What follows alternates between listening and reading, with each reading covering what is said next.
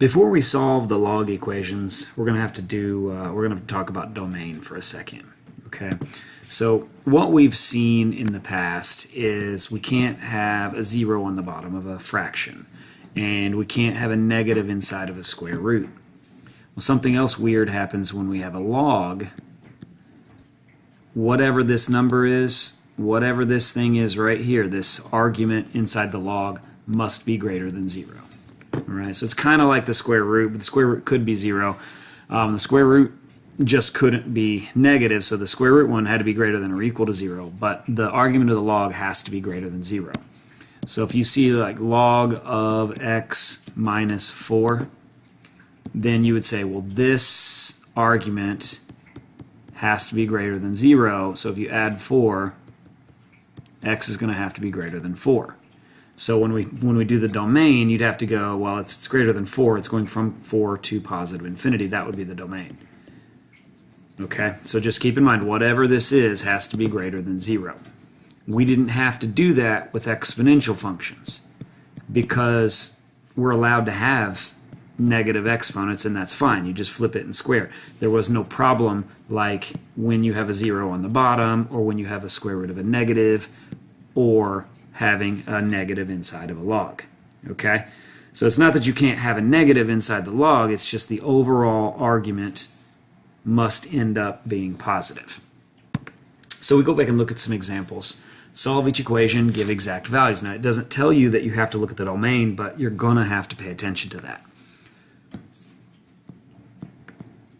Mostly we're just isolating the variable here. Divide by 4, you get natural log of x equals 9, and in order to get out of a log, you're going to do an exponential. The inverse operation of a log is an exponential, so since this is a log base e, we're going to do an exponential base e on both sides to cancel out. X is equal to whatever e to the 9th power is. Now, if it didn't say give exact values, I'd get my calculator out, but since I want exact values, I'll just leave it right like that. Okay. Now, I guess it wouldn't hurt to see what that is. 8,103 or so, because you're supposed to look at this and say, well, this x number has to be greater than 0. Well, we're good. This number is greater than 0, so it works. You're going to have to remember to look at that. Part B. Log base 3 of x cubed minus 5 equals 1. You can either look at the domain first or last. I think probably if you look at it first, you're less likely to make a mistake. But that thing inside parentheses must be greater than 0. X cubed minus 5 is greater than 0. This doesn't seem like it has anything to do with the problem, but it has to do with the domain. Add the 5 over x cubed is greater than 5. You're going to do a cubed root, so x is going to be greater than whatever the cubed root of 5 is. All right, so that's just telling me the domain. The domain means that your x numbers are going to have to be bigger than whatever that is. So it'd be from the cubed root of 5 to positive infinity would be your domain. Now let's solve. If I was going to solve this, I'm trying to isolate, so get out of a log base 3 with an exponential base 3. X cubed minus 5 equals 3 to the first power is 3. I add the 5 over, that gives me x cubed equals 8. And I'm going to take a cubed root of both sides. Cubed root of 8 equals 2. And so as long as your answer is acceptable within your domain, okay, well, what is the cubed root of 5, I guess? 5 to the 1/3 power, 1.7. So we're talking about 1.7 to infinity. As long as your answer fits in that, then you're in good shape, okay? Since it does, x equals 2 is the answer.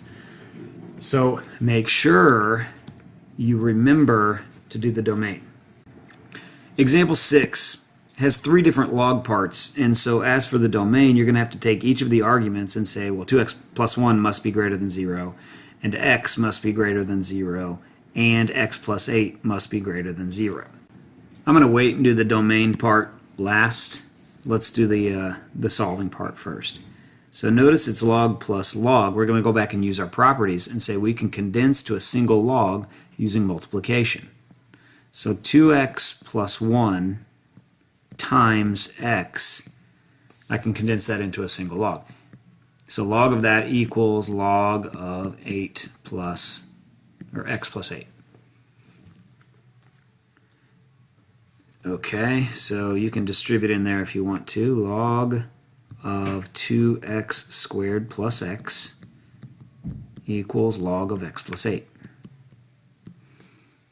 So I've got log equals log, that's log base 10, so if I want to get out of the log base 10, I can do an exponential base 10 on both sides. That cancels out and leaves me with just 2x squared plus x equals x plus 8. I'm going to try and get my like terms together, but you notice these x's cancel each other out. And so the equation becomes a lot simpler. 2x squared equals 8. Divide by 2, you get x squared equals 4. And we know we're going to take a square root, but the even root is going to lead me to a plus or minus answer. X is going to equal plus or minus 2. Maybe. All right. We have to make sure that none of those numbers, neither of those two answers, would give me a negative value in my log. And so remember back up here at the top when we said those things have to be greater than or equal 0. 2x plus 1 must be greater than or not equal, greater than 0. So if you subtract 1 and divide by 2, x must be greater than negative 1/2. So you can already tell negative 2 is not going to work. But let's go ahead and do the others. X is greater than 0, and x plus 8 is greater than 0. So x must be greater than negative 8. All right. So if you have to put those three things together. If, let's say, here's 0, and here's negative 1/2, and here's negative 8. Your answer has to be greater than any of those, and so your answer really is going to be over here somewhere. Your answer really has to be bigger than 0. So if I was doing the domain on this problem, it would be from 0 to infinity. So you look at your answers, or your possible answers. One of them's positive 2, one of them's negative 2. The negative 2 is not going to work.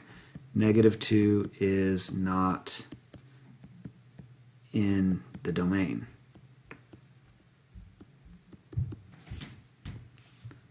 So that means our answer is just positive 2. X equals 2.